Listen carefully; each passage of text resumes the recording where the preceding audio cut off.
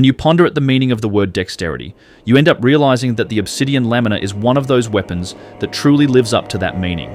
Technique, skill, cleverness, precision in movement, and so on.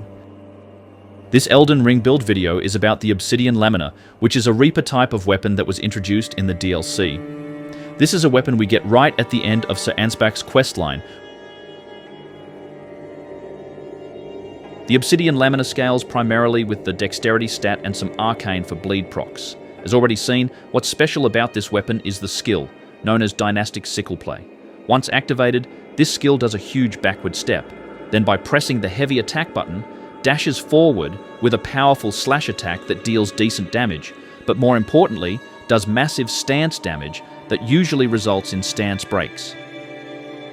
After pressing the heavy attack button, you can choose to press the light attack button for additional hits that complete the skill set in a beautiful way by withdrawing to a safe distance. To get this build going, here's how I set it up. We have a +10 Obsidian Lamina weapon with a B scaling in dexterity and a D scaling in arcane. Then we have the full Ansbach armor set, which boosts Blood Oath and dynastic skills by 14%. For incantations supporting this build, we have Swarm of Flies, which can be cast at the beginning of boss fights, so we can get that bleed proc early on and get our attacks boosted. Then we have Golden Vow for a 15% boost to attack and a 10% boost to damage negation. To immensely buff the physical attacks of the weapon, we have the Blood Boil Aromatic, which deals 30% more damage at the cost of debuffing our defenses by 25%. This buff lasts for about a minute.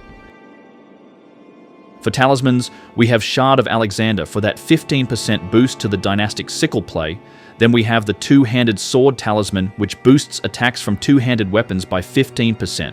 We then have Lord of Blood's Exaltation for a 20% boost to attack once bleed occurs nearby. And lastly, we have Millicent's Prosthesis, which raises attack power with successive hits and adds 5 points to the dexterity stat.